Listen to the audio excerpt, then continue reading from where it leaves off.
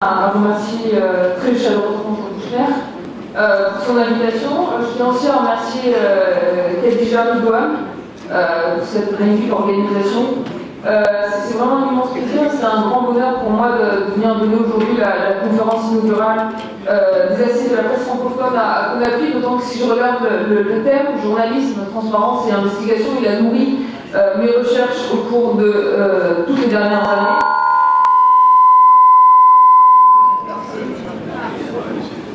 C'est un peu violent.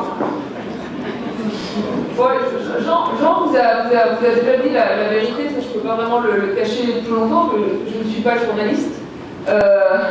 Mais malgré tout, je pense que je suis devenue économiste pour la même raison, en tout cas avec la même volonté, celle d'essayer de changer le monde, de le rendre un peu meilleur. D'ailleurs, souvent, ce qu'on fait comme travail de recherche est assez proche du travail de journaliste. Ce qui change finalement, c'est le temps qui nous est accordé pour faire nos recherches, et c'est vraiment une chance aujourd'hui pour moi d'être entouré de toutes ces femmes de médias et de tous ces hommes de médias qui viennent d'un peu partout dans le monde.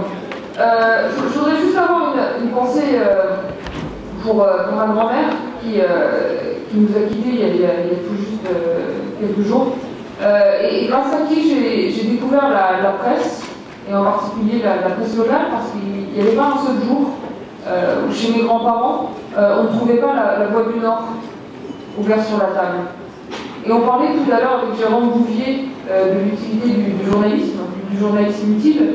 Et pour mes grands-parents, en tout cas pour cette génération-là encore, c'était indispensable de pouvoir ouvrir le titre de presse quotidienne régionale et de pouvoir le lire chaque matin. Ça crée un lien très fort dans la société. Je vais évoquer la Voix du Nord parce que je trouve que c'est un titre particulièrement important et symbolique en France. Tout d'abord parce qu'en France, c'est un titre qui, depuis de nombreuses années, mène une lutte extrêmement forte contre l'extrême droite. C'est un titre qui n'a pas eu peur de s'engager et de s'engager politiquement de manière ouverte. Et malheureusement, la Voix du Nord illustre également la crise à laquelle tous les médias généralistes d'information sont confrontés un peu partout et un peu partout dans le monde, puisque le titre a souffert d'un plan social extrêmement violent l'année dernière, avec une menace sur peut-être 25% des emplois. Ce n'était pas que des emplois de journalistes, mais c'était en partie des emplois de journalistes. Et si on regarde sur le long terme, la rédaction de la Voix du Nord ne cesse de s'effriter depuis un certain nombre d'années. Alors, au risque de faire un raccourci, je voudrais dire en une formule que l'affaiblissement de la presse locale, pour commencer, c'est aussi l'affaiblissment de nos démocraties. Et à tous ceux qui s'étonnent, par exemple, de voir l'élection de Trump aux États-Unis, ou qu'on n'ait pas vu venir l'élection de Trump aux États-Unis, il faut rappeler qu'aux États-Unis, avant, il y avait un maillage de presse au niveau des villes extrêmement resserré, avec des titres dans chaque ville américaine, et que la plupart de ces titres ont fermé. Quand ils n'ont pas fermé, ils ont été rachetés par un ou deux grands groupes qui sont pour la plupart cotés en bourse. Donc l'objectif principal est de maximiser leurs profits. Ils ont précarisé les journalistes, ils ont réduit les effectifs. Alors bien sûr, quand on parle de l'élection de Donald Trump aux États-Unis, on évoque la Russie, sans doute une part de responsabilité de la Russie. On évoque tous les fake news. Il y a eu un rôle joué par les fake news et par les réseaux sociaux, mais qu'est-ce qui nous permet aujourd'hui de lutter contre les fake news? Ce sont les journalistes. Donc si on ne donne pas aux journalistes les moyens de travailler, et en particulier de travailler au niveau local, alors il ne faut pas s'étonner ensuite, malheureusement, d'être confronté à des crises démocratiques relativement fortes, et je pense que c'est ainsi qu'on peut qualifier la situation aux États-Unis aujourd'hui, d'autant que le président américain n'a absolument aucun respect pour les médias, et que l'on trouve acceptable finalement que les médias et les journalistes se fassent insulter jour après jour, que ce soit sur les réseaux sociaux ou en conférence de presse par le président de ce que l'on n'ose plus qualifier la plus grande démocratie du monde. Je parlais de journalisme local, bien sûr, il y a tout le journalisme au niveau international, et je pense que la publication l'an dernier des Panama Papers, la publication cette année des Paradise Papers, illustre à quel point le journalisme d'investigation a un rôle formidable à jouer dans la vitalité du débat démocratique aujourd'hui. Et d'ailleurs, je soulignais le fait qu'il y a de nombreux titres de la presse francophone qui ont participé au consortium international des journalismes d'investigation. J'ai peur d'en oublier, mais je voudrais citer par exemple l'Alternative au Togo, les Dépêches du Mali, l'Économiste du Faso, l'événement au Niger, le Matin dimanche en Suisse, le Monde en France ou encore le Soir en Belgique. Il faut se réjouir de la publication des Paradise Papers. Et malheureusement, en même temps, la publication des Paradise Papers vient nous rappeler de manière très violente à quel point le journalisme d'investigation est en péril aujourd'hui. Je ne voudrais prendre qu'un exemple, mais cet exemple il me semble particulièrement frappant et inquiétant. C'est celui de Bernard Arnault en France, le PDG du groupe de luxe LVMH, qui a décidé de punir le journal Le Monde, parce qu'un certain nombre des révélations des Paradise Papers ne lui ont pas plu. Donc il a décidé de punir le journal Le Monde en le privant des publicités du groupe LVMH jusqu'à la fin de l'année. Et je ne veux pas tirer de comparaison excessive, mais je me demande quelle est la différence entre le comportement de Bernard Arnault ou celui, d'une certaine manière, du Premier ministre turc, qui lui aussi a décidé de punir Cumhuriyet. Malheureusement, ce journal souffre énormément en Turquie et souffre sans cesse de l'utilisation de l'instrument judiciaire par le pouvoir politique pour des révélations qui ont également été faites dans le cadre des Paradise Papers et qui ne lui ont pas plu. Et ça me paraît d'autant plus inquiétant, j'évoque le nom de Bernard Arnault, parce que Bernard Arnault est non seulement le PDG de LVMH, mais également l'actionnaire de 2 titres de presse en France, le journal économique et financier Les Échos d'une part, et le Parisien, aujourd'hui en France, d'autre part. Et si vous regardez la couverture qui a été accordée aux Paradise Papers dans ces 2 titres, depuis le 5 novembre dernier, le début des révélations, elle est bien moindre que la couverture qui leur a été accordée par l'ensemble des autres titres de la presse française. Je pense que je peux au moins poser la question, doit-on y voir un lien quelconque de cause à effet? Alors que les règles encadrant la concentration des médias sont assouplies un peu partout, alors qu'elles restent inexistantes ou extrêmement fragiles dans un grand nombre de pays, je voudrais prendre pour commencer ce mot transparence et poser la question de la transparence de l'actionnariat des médias et en particulier de l'actionnariat de la presse, et me demander avec vous dans quelle mesure aujourd'hui les lecteurs, les citoyens ont suffisamment d'informations quant à qui possède leurs médias. Et je pense que ces informations, ils ne les ont pas. Et si aujourd'hui on me demandait, comme chercheur en économie, de définir la structure de l'actionnariat des médias, et des médias de la presse francophone, et c'est également vrai pour les médias de la presse anglophone ou ailleurs dans le monde, si on me demandait de qualifier l'actionnariat de la presse, je le définirais par 2 mots, complexité et manque de transparence. Et c'est d'autant plus étonnant qu'on constate une concentration croissante du secteur. Donc on a un petit nombre d'acteurs qui possèdent un nombre croissant de médias, et malgré tout, on en sait fort peu sur, d'une part, l'identité de ces acteurs, mais il ne s'agit pas tant de donner des noms, peu importe les noms, mais surtout sur les activités économiques et financières dont ces acteurs tirent l'essentiel de leurs revenus. Et j'ai commencé à étudier l'actionnariat des médias dans un certain nombre de pays européens. Et si je m'interroge, je regarde la France, en France, dans un pays comme la France, malgré l'existence de règles qui sont censées encadrer la transparence de l'actionnariat, en moyenne pour chaque média, il y a 3 rangs d'actionnaires, il y en a près de 5 pour l'audiovisuel, et si vous prenez l'audiovisuel privé en France, vous avez en moyenne plus de 28 actionnaires différents. Et j'ai ensuite voulu mener cette étude sur le reste de la presse francophone et en particulier sur l'Afrique francophone. Et là, d'une certaine manière, la situation est encore plus inquiétante en termes de transparence de l'actionnariat des médias.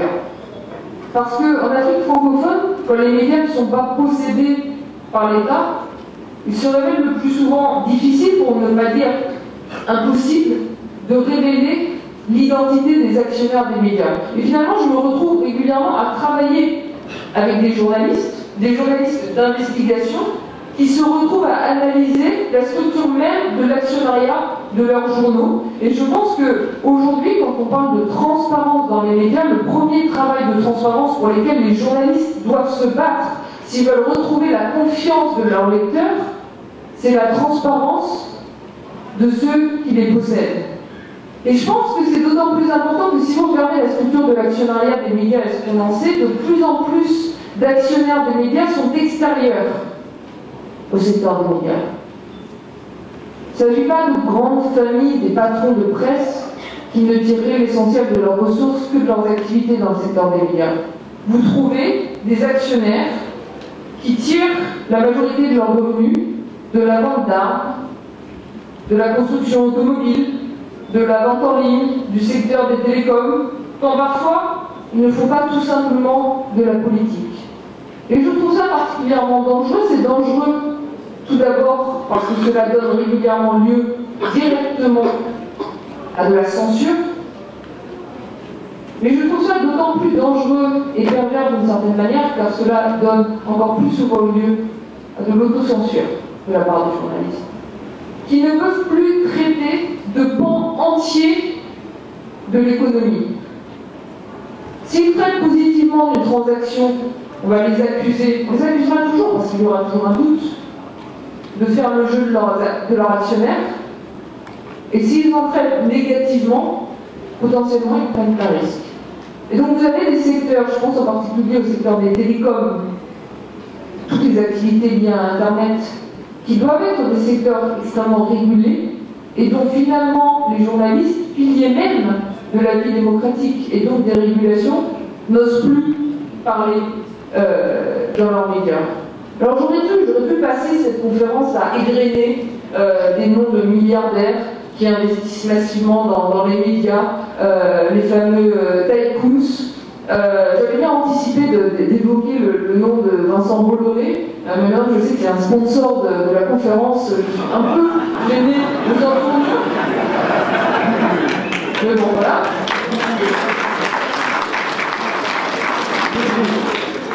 Léger. Très léger. Malgré nos efforts, on aurait bien voulu qu'il aille plus loin. Ah oui, quoi. Je suis pas sûre que je serais venue aussi loin dans ce cas-là. Mais plutôt que d'égrener ces noms milliardaires, je voudrais discuter avec vous d'une bonne nouvelle, des solutions. Des solutions possibles, parce que je pense qu'il y a un certain nombre de solutions à ce que je serais tentée de qualifier de dérive, et notamment le fait qu'aujourd'hui, dans l'ensemble des pays de la presse francophone, on constate le poids croissant et la concentration croissante et le poids croissant d'actionnaires milliardaires extérieurs au secteur des médias. Et que c'est souvent pris comme quelque chose d'inévitable. Et il m'arrivait de discuter avec des journalistes qui finalement, d'une certaine manière exaspérés, parce qu'ils vont de crise en crise, et c'est vrai qu'ils voient la taille de leur salle de presse se réduire, et c'est vrai qu'ils manquent de ressources, parce qu'ils n'ont pas de recettes publicitaires, parce que les gens achètent de moins en moins les médias. Je me suis retrouvée face à des journalistes exaspérés qui m'ont dit: écoute Julia, est-ce que tu vas racheter le titre? Je suis prof d'économie. La réponse est évidemment non. Et donc dans ce cas-là, laisse le financeur financer, on n'a pas trouvé mieux. Mais moi je pense profondément qu'on peut trouver mieux, et c'est une des idées que j'avais défendues dans mon livre Sauver les médias, avec un modèle que j'avais appelé la société de médias à but non lucratif, mais c'est les principes qui en sont importants, pas forcément cette dénomination un peu technocratique de société de médias à but non lucratif. Quels sont les piliers fondamentaux? Le premier pilier fondamental, selon moi, c'est que si l'on veut faire vivre demain un journalisme indépendant, transparent, qui soit le garant de la démocratie, on ne peut pas laisser les médias entre les mains exclusives du marché. Je pense que l'information est un bien public, et que pour produire un bien public, il faut faire le choix du non lucratif. Il faut sortir les médias d'une logique de profit, Et ça, je pense que c'est un point de départ extrêmement important et qu'il faut se battre pour cela. Je ne parle pas de l'ensemble des médias, je ne parle pas de la presse de loisirs, je ne parle pas d'un certain nombre de chaînes de télévision qui n'ont pas vocation toutes à produire de l'information, mais si on veut produire une information indépendante et de qualité, il faut faire le choix du non lucratif, il faut faire le choix des fondations. Et ça, c'est le premier pilier qui me paraît extrêmement important. C'est pour ça que la société de médias que je défends s'appelle la société de médias à but non lucratif. Le deuxième pilier, c'est que je pense que demain, les actionnaires des médias doivent être les journalistes et les lecteurs. Et que s'il y a des actionnaires extérieurs au secteur des médias qui sont prêts à investir dans ces médias, soit, mais il est essentiel de réduire leur pouvoir politique, il est essentiel de réduire leur droit de vote. Il est essentiel de ne pas leur donner tout le pouvoir autour de la table des conseils d'administration. Et il y a une infinité de choses à développer autour de cette idée de médias non lucratifs. J'ai croisé ici des journalistes de Terra Eco, par exemple, qui ont réussi à 2 reprises une campagne de financement participatif, une campagne de crowdsourcing sur Internet et qui ont levé plusieurs dizaines de milliers d'euros afin de faire vivre leur site Internet. Je travaille régulièrement en France avec le site Les Jours qui a réussi une campagne de financement participatif. Et je pourrais vous citer dans énormément de pays des campagnes sur Internet où les médias ont fait appel à la générosité des lecteurs, leur ont demandé de devenir d'une certaine manière leur actionnaire ou de venir soutenir leur recherche d'indépendance d'un point de vue financier, et cela s'est fait avec succès. Et il faut se donner cette chance, et je pense qu'il ne faut pas avoir peur de se tourner vers Internet, de se tourner vers les citoyens, de leur montrer que l'on est indépendant, c'est-à-dire qu'autour de la table, il y a des journalistes, il y a des lecteurs, et il n'y a pas des actionnaires extérieurs au secteur des médias, mais que cela suppose que les lecteurs contribuent à l'actionnariat, et donc de leur demander de contribuer à cette société de médias à but non lucratif. Et ça me paraît d'autant plus important que si l'on regarde aujourd'hui ce qui se passe sur Internet, l'un des principaux périls liés à Internet, on parle beaucoup de l'effondrement des revenus publicitaires. C'est vrai, il y a un problème de monétisation de l'information. Mais c'est également lié au fait qu'aujourd'hui, l'information se propage à une vitesse extrêmement élevée. Si vous faites de l'investigation, pour un journal, c'est long, c'est cher, c'est coûteux. Vous publiez un papier demain. Au bout de 5, 10, dans le meilleur des cas, une demi-heure, vous allez retrouver l'intégralité de l'information sur l'ensemble des sites des médias concurrents. Il y aurait encore 50 ans, vous auriez fait votre papier, vous auriez pu le monétiser pendant au moins une journée. Vous auriez eu un scoop, une exclusivité. Vous auriez pu dire aux gens, achetez mon journal. Aujourd'hui, vous savez, l'époque où il y avait encore des crieurs. Aujourd'hui, révélation sûre. Et ça, ce n'est plus le cas. Vous publiez un scoop, vous avez payé le coût de cette information et vous ne pouvez pas en tirer un bénéfice financier direct.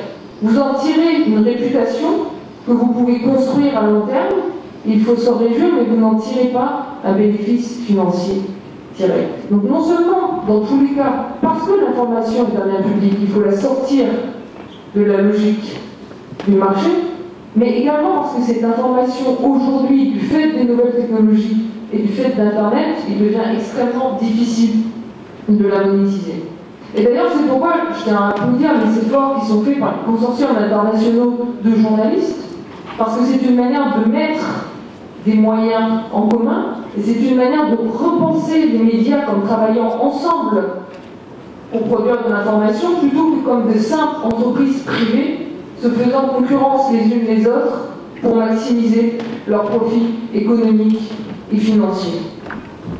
Jean Kouchner m'a demandé d'être court, et je ne fais que survoler ces sujets, et je pense que, même en les survolant, il est clé d'avoir en tête l'importance du modèle de la fondation et l'importance d'un pluralisme de l'actionnariat des médias pour sauver le futur du journalisme et par là même le futur de nos démocraties. Je vais faire l'impasse aujourd'hui Je vais faire l'impasse sur un grand nombre de questions qui sont des questions centrales, et je pense que vous allez en débattre pendant les 3 jours de ces assises. Je vais faire l'impasse sur la question du rapport, qui pourtant est parfois problématique, même ici en Guinée, entre la presse et le pouvoir politique. Ce n'est pas parce que je sous-estime les dérives liées à la censure par le gouvernement des médias, ou parce que je fermerai les yeux sur le fait que dans un grand nombre de pays, les journalistes doivent régulièrement, encore aujourd'hui, quand ils ne sont pas tués directement, quitter leur pays parce qu'ils ont écrit des articles qui n'ont pas plu. À mes yeux, ces journalistes sont simplement des héros. Et je pense que c'est une problématique que nous connaissons bien d'une certaine manière, même si on ne sait pas toujours comment les affronter, et je pense que ça ne doit pas nous amener à fermer les yeux sur un certain nombre d'autres problèmes clés, et surtout ça ne doit pas nous amener à simplement considérer qu'aujourd'hui la seule solution pour l'avenir des médias, ce serait le pouvoir politique ou des milliardaires bienveillants qui seraient bien sûr, sans aucune attention seconde, prêts à financer les médias comme s'il n'existait pas d'autres modèles pour le XXIe siècle. Moi, je crois très fortement qu'il existe d'autres modèles pour le XXIe siècle. Et je voudrais également souligner, pour conclure, que dans de nombreux pays d'Afrique francophone, à commencer par la Guinée, la presse écrite, elle doit se tenir aujourd'hui dans une position de conquérante.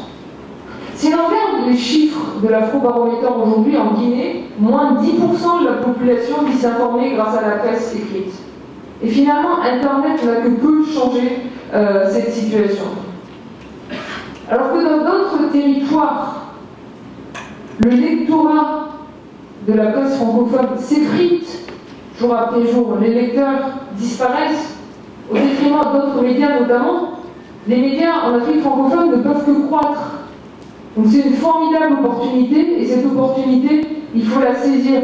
Et je voudrais dire également, au risque de tout vous faire bondir, que je considère que la faiblesse du marché publicitaire, et en particulier la faiblesse du marché publicitaire en Afrique francophone, ce n'est pas une faiblesse, c'est une chance. C'est une chance pour les médias d'un certain nombre de pays de se développer et de croître aujourd'hui sur des bases qui soient des bases saines et en protégeant l'indépendance de leurs journalistes contre les interventions possibles. On l'a vu avec Bernard Arnault, des publicitaires. Bien sûr, Le Monde n'a pas pour autant décidé de ne plus publier les Paradise Papers. On voit comment l'arme publicitaire peut être utilisée à intervalles réguliers. Moi, je pense que c'est une véritable chance, et je vois dans un certain nombre de pays, je vois en France, je vois en Suisse, je vois en Belgique, je vois, je ne sais pas s'il faut que je dise au Canada ou au Québec, comme j'ai dit un certain nombre de pays. Je vois au Québec les médias se battre contre l'érosion des recettes publicitaires à tout prix. Je les vois parfois faire tomber le mur un peu fragile entre la rédaction et la régie publicitaire. Je les vois prêts à accepter un certain nombre de compromis, notamment avec le recours de plus en plus fréquent à ce qu'on appelle le native advertising. Je les vois prêts à faire parfois des compromissions qui sont des compromissions inquiétantes, qui sont des compromissions qui leur coûtent, encore une fois, je pense, en termes de confiance et de rapport aux lecteurs, parce que les lecteurs ne sont pas aveugles, et ils s'aperçoivent parfois qu'il y a un recours, par exemple, au public reportage ou au native advertising. Quand je vois dans tous ces pays les dérives auxquelles sont parfois pris les médias pour finalement s'accrocher à ces recettes publicitaires qui, dans tous les cas, s'émettront de manière inévitable, parce qu'elles existent sur Internet, mais elles sont capturées entièrement par les GAFA, je me dis que dans les pays où le marché publicitaire est aujourd'hui inexistant, c'est une chance pour les médias, et que les médias doivent se développer et croître aujourd'hui, indépendamment de ces recettes publicitaires qui, dans tous les cas, ne représenteront jamais dans le futur une part importante de leurs revenus. Voilà, laissez-moi juste conclure d'une phrase en disant quelque chose auquel je crois très profondément. On ne peut pas définir la démocratie comme une personne, une voix, mais qu'il faut définir la démocratie comme une personne informée, une voix, que selon moi, un vote qui n'est pas un vote informé, c'est un vote qui est capturé, et c'est contre cette capture que le journalisme, et en particulier le journalisme d'investigation, qui permet d'apporter de la transparence au débat démocratique, nous permet de nous aider.